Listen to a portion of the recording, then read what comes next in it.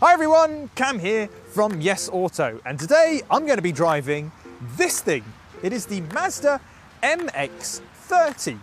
Now it's actually a very exciting time in the car world at the moment because lots of old school car companies are trying to catch up on the EV craze and they're releasing their very own electric cars. And Mazda is one of the latest of the old guard to release their first fully mass-produced electric car, the MX-30. And while on the outside it looks relatively normal, it is anything but.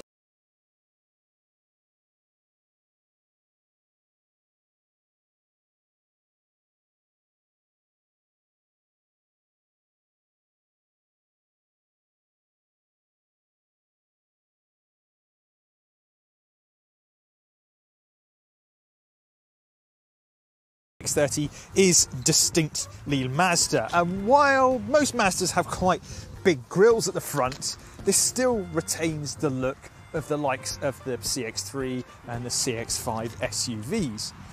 What is quite interesting though is that a lot of car makers at the moment, when they release electric versions, they almost block out the grille entirely, but we do have a small opening around here for some air to get into, and I'm going to touch upon why in just a little bit. Moving further around, you've got cladding all around the car, which gives it that kind of SUV rugged look. So if you are going through a particularly rocky car park, your paintwork isn't going to get damaged. Now, all cars come on these 18-inch wheels, and they come with this kind of gunmetal finish. You can, however, if you want to, spec a black wheel. Again, they're 18 inches, but they're a slightly different design. You've got this two-tone effect going on here, which gives the car a slightly sleeker look. But what I find quite interesting is that it almost reminds me a bit of the Toyota FJ Cruiser. Now, we don't get that in the UK, it was sold in America, but I don't know what it is, it reminds me a bit of an FJ Cruiser.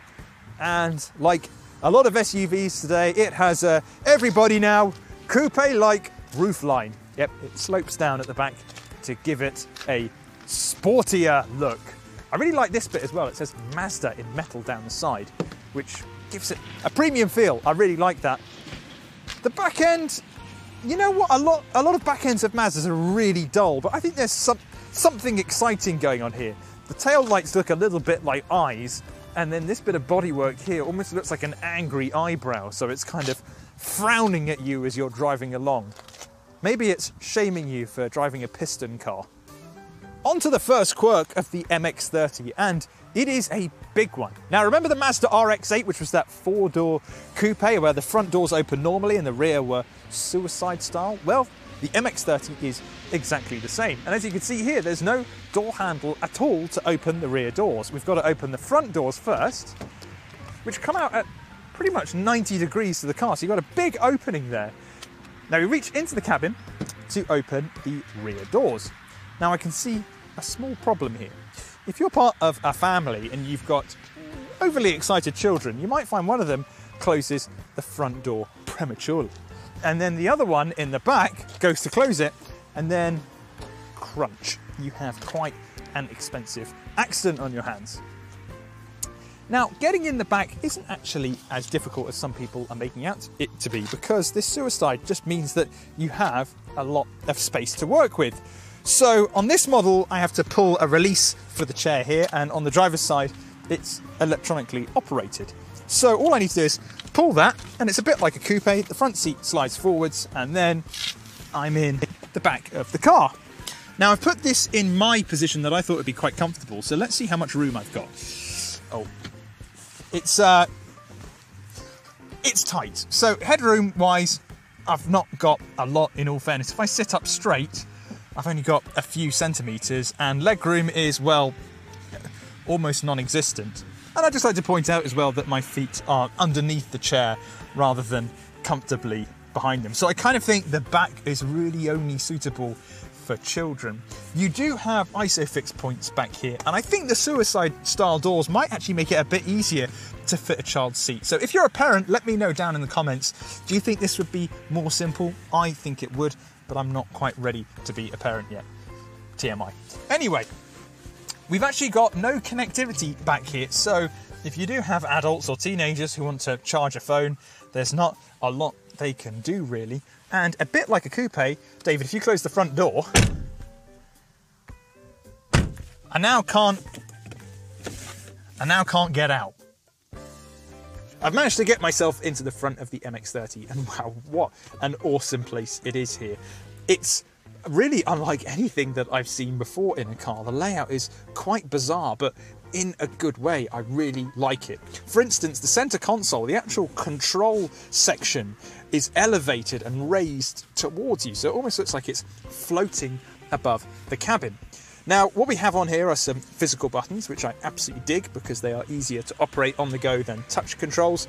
And the infotainment itself is all operated through this rotary dial. Now, that might seem like a slight step back in time. Most companies have got rid of this now and are just relying completely on touch systems. But Mazda thinks that these infotainment systems are a bit too dangerous on the road if they are completely done through touch. So it gives you this dial instead. In fact, the screen doesn't actually work on touch at all. It all has to be done through buttons and the dial. And I quite like that. But moving a bit further forward, we actually have a touchscreen for the climate settings, which is cool because it makes it feel like a more futuristic car, and it actually kind of floats almost in front of the dashboard. So again, it just looks like it's a bit more airy. What's a little bit strange though is that you've got shortcuts to most of the buttons that are on the screen. So it almost makes you think, like, why is the screen there in the first place if all these buttons pretty much do the job? Still though, it looks very slick and I like it. We've also got a nice wide infotainment screen on top of the dashboard, and it's the same size across the range. So no matter which trim level you go for, you get the same screen, although some offer slightly better infotainment options. Now, it's nice and straightforward. I really like it. It's the same system that is pretty much run on every other Mazda sold today. But it's nice and simple. It's not overly complicated. It's not full of sub-menus and settings. It just does the job. And if you're not a fan of it, just plug your smartphone in and you can access Apple CarPlay or Android Auto. Not only is the design of the cabin a little bit obscure, but so are the materials used to kit it out. So we've got recycled jeans on the seats, and it feels very nice. We've also got part of the door trim here, which is recycled bottles. It doesn't feel like a recycled bottle, but it's pretty nice. You've also got vegan leather, which is a fancy way of saying it's fake leather. But it's vegan friendly and does feel pretty nice. Most normal people wouldn't really be able to tell the difference, in all fairness. There's also a lot of cork. Now, it's quite interesting because Mazda originated as a cork company in the early 1900s. So we've got cork around here, cork in this tray underneath the center console, and also a bit of cork on the door handle. Now, that actually brings me onto storage, because underneath these two cork topped flaps are two cup holders, and I'll just get my trusty mug. That fits in there absolutely perfectly. There's a nice grip on there as well, so if you're driving around it might wobble a little bit, but not too much. We've also got a nice big tray underneath the center console with a couple of USB ports and also a 3-pin plug. So you could charge your laptop up if you wanted to, which is very handy if you can't work from home and you need to work from car instead. There's also a pretty decent storage bin underneath the armrest, which is admittedly quite dinky, but it is adjustable, so you can slide it forwards if you want to. And we also have a cup holder in the door. Now, accompanying the infotainment screen is this mostly digital virtual cockpit. So we've got a screen in the center which mimics an analog speedo, and it looks really good and really sharp. You can also see different bits of info as well. So if I were to press the info button, then I can go and see our efficiency, and I can also check out if we've got any semi-autonomous features active. I can view them on here. It's dead simple. There aren't lots of different sub-menus, a bit like the infotainment screen. It just gets the job done. And then either side of that, we've got two sort of analog dials. One shows how much power we're using and how much recharge we're using under braking. And then on the right-hand side, we can see how much power is left in the battery. Now, when the car is off, you can see that they are physical dials, but basically the car, just if I do it now, just goes completely blank, and then when I switch it on, they all light up, which makes it feel a little bit futuristic. Now you're probably wondering, how much does this all cost? Well, it's not actually that expensive. So prices start at £26,000 for the SEL Lux, and that's pretty damn well equipped. But if you spend £2 more, you can go for the Sport Lux, and that adds in the vegan-friendly leather seats, as well as a slightly better infotainment system. Then you can go for the GT Sport, which is the one that we've got in here. That's £30,300, and it comes with a 12-speaker sound system, as well as automatic braking, accelerating, and steering under certain conditions. Now there's also a limited run first edition, which is only £50 more than the Sport Lux, and that adds in electric seats, as well as a heated steering wheel and adaptive LED headlights. That, however, is limited to just 500 examples in the UK, so if you want one, you need to act fast. So it sounds like a bit of a bargain. Well, there's one small problem that I think we should get onto now. The MX-30 doesn't have a very big battery at all, really. It is a 35.5 kilowatt hour unit with a range of 124 miles. Now, that's about half of what you get on its major rivals like the Kia e-Niro or the Hyundai Kona Electric. But there's a reason behind it. So Mazda says that if you go for a smaller battery, it actually has a better environmental impact than if you were to go for a larger one. So all electric cars almost start off in debt because the actual production process can be quite costly in terms of emissions. And then they catch up with combustion engine cars over a certain period of time. Sometimes that's just a couple of years, other times it can be 5 years or 10 years. So by going for a smaller battery, Mazda is saying that it can essentially catch up and be more environmentally friendly than a piston engine car compared to those with bigger batteries. It also says the average European's daily drive is around about 30 miles, so why go for something really big? Not sure I really buy all of the logic, but it certainly explains why it's a smaller battery. Now, we've also got an electric motor which is actually at the front of the car and not the rear. A lot of electric cars actually have them at the back. We've got them at the front here, and it develops 141 brake horsepower, which isn't a lot, and it has a 0 to 62 time of 10 seconds, which also isn't very electric. But as we'll find out in just a little bit, it doesn't actually feel that slow. It's still a pretty nippy car. What's really quite interesting though, when you're under the bonnet, is there's so much free space under here. I don't think I've ever seen a modern new car with just a big gaping hole, and you can see all the way to the back of the engine bay.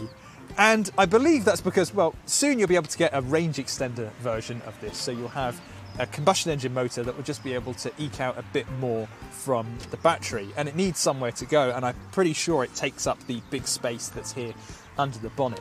But still, it almost looks like a massive chunk of the car is missing when you open the bonnet up. The MX-30 has 366 litres of storage space back here. Now, that actually doesn't sound all that big. It's around about the same size as a VW Polo. But first of all, a Polo's got quite a big boot anyway. And secondly, you can actually get stuff quite far back in the MX-30. It's a little bit like a saloon car in that manner. And we've actually got more storage in here than you do on a Hyundai Kona Electric. Now, you also need to bear in mind that if you want to take your charging cables with you, they need somewhere to go. So, we have 2 bags, and they're actually little clips at the back of the boot so they don't roll around, but they do take up a little bit of space. There's also some access to underneath the boot floor, but if you open it up, basically you just get some tools, and there's also the driver here for the 12-speaker surround sound system that you get on the GT Sport model. There's also no quick release for the rear seat, so if you want to fold them down, you've got to do it manually, but hey, it's a decent boot, it would do the job.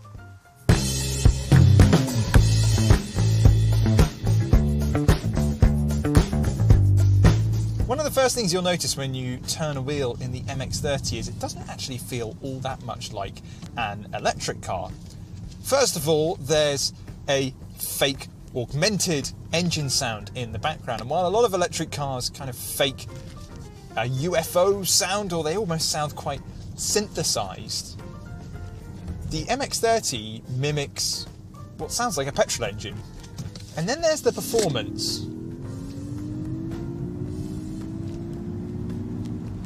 which isn't by any means bad. It still feels like quite a brisk car, but it doesn't have that shove that a lot of electric cars have.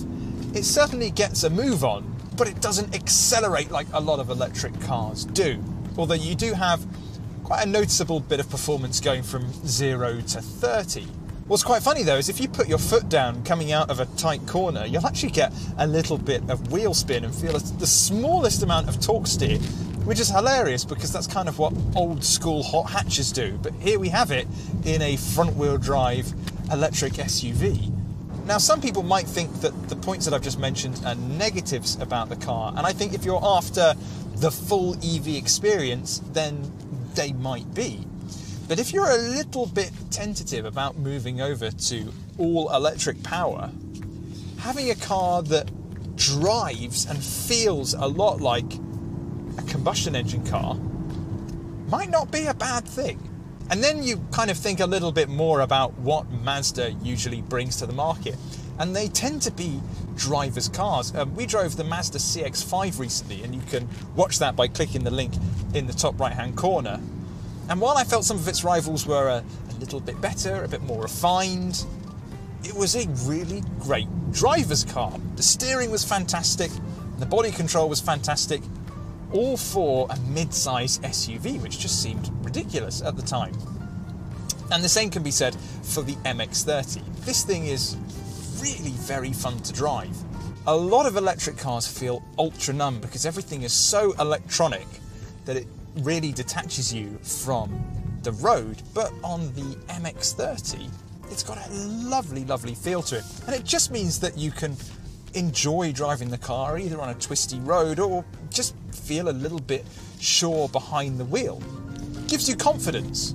And I think what also helps the driving experience is because the battery isn't nearly as big in here as it is on rival cars, it feels light, or lighter than other electric vehicles. Let's talk about some of the tech that we've got going on here as well. I've got adaptive cruise control enabled. That's available on our GT Sport model, and what that's doing is essentially monitoring the speed of the car in front of me. If they slow down, I'll slow down as well at a gradual rate. We also have lane keep assistance on here, and it's active. So what that means is that while I'm driving along, let's say I'm on the motorway, what the car will do is it will just gently keep me in the centre of the lane, which is great if you're on a long motorway journey. The only thing I will say though is because the range is so small, remember it's 124 miles, are you really going to be doing that many motorway journeys? I don't know. If you do, the MX-30 is a superb cruiser. I've got a couple of paddles on the back of the steering wheel to play with, and they are for the regenerative braking. So if I press on the left paddle, I'll increase the regenerative braking. So when I lift off the accelerator, the brakes apply a little bit to recoup some of that energy and put it back into the battery. And if I pull on the right paddle, then we'll coast a little bit longer and come to a more gradual stop. And it's great fun because it gives you a bit of control over one pedal driving. So let's go for 3 likes and 3 dislikes. Like number 1, I really enjoy the way it drives, particularly for a crossover. This is a pretty drab class, but I've had quite a bit of fun driving the MX-30, so good job Mazda. Number 2, I love the design of the cabin. It is so cool and it feels kind of different. The layout is very different compared to what I'm used to, but I really dig it.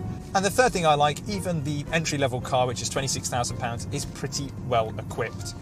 The more you spend, really, the more luxuries you're getting, rather than getting something that's just crammed full of more features. And it's actually quite hard to tick options on the options list. 3 things I'm not a fan of. Number 1, it's pretty obvious, isn't it? It's the range. I do see the mentality behind it. Smaller battery, lighter car, also better for the environment. A lot of people aren't going to be driving really far in it, but it's still quite small. Number 2, the rear space is just not really that great.